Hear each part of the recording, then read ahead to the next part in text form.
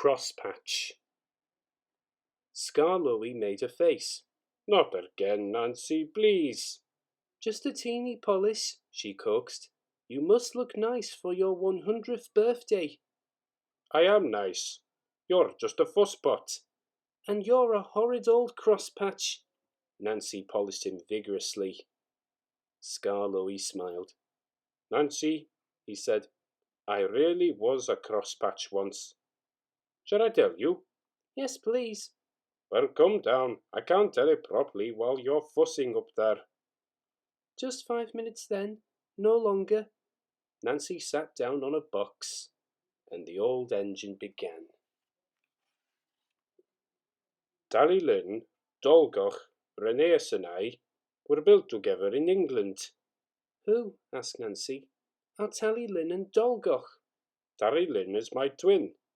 Dolgoch is Rheneas's. Their railway is at Tywyn in Wales, and they're 100 too. They were green, and we were red. Lynn and I had 4 wheels then, and no cab. We thought we were wonderful, and talked about how splendid we look pulling coaches. "What about trucks?" asked Nancy. Scarlowy chuckled. "We had no use for them," he said. "I was finished first, and sent away on a ship. I didn't like that. It wobbled dreadfully. At the port, the big railway kept me waiting. They had no cranes to lift me out. It wasn't the Fat Controller's railway then. He would have managed much better." "What did they do?" asked Nancy. "They used the ship's derricks. They nearly turned me upside down," said Scarlowy indignantly, "and left me hanging while they arranged the truck." "You must have looked funny," gurgled Nancy. "Yes, and I felt it too. I got crosser and crosser." They fastened me to the truck at last, and an engine took me away. His name was Neil. He was ugly, but kind, and we were soon friends. "So ye bound for the wee railway," he said.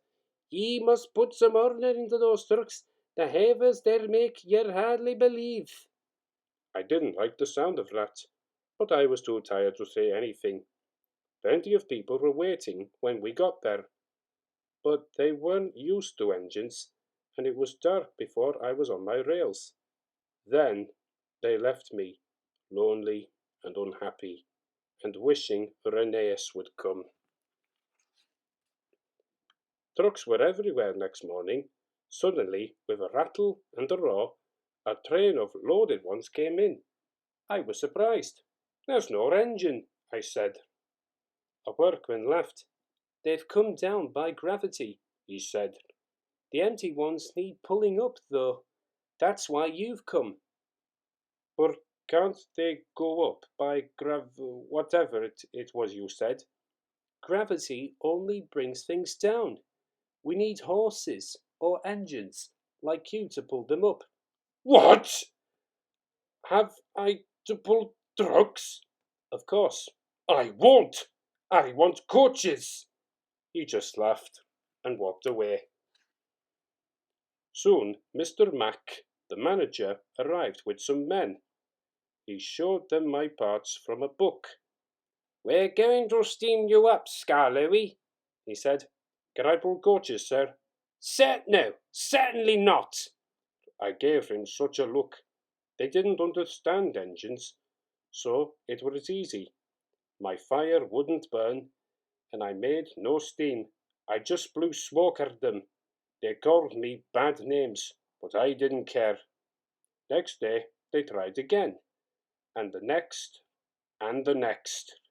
I just gave them my look, and wouldn't do a thing. At last the manager said, "Very well, be a crosspatch. But we're not going to look at your sulky face all day. We'll cover you up and leave you till you're a better engine." "They did too," chuckled Scarlowy. "They fetched a big tarpaulin and covered me right up. I didn't like that at all." "I think it served you right," said Nancy severely. Never mind her, Scar Louie. Please tell us what happened next." Nancy turned in surprise. A group of people had quietly come up to listen while Scar Louie was telling her his story.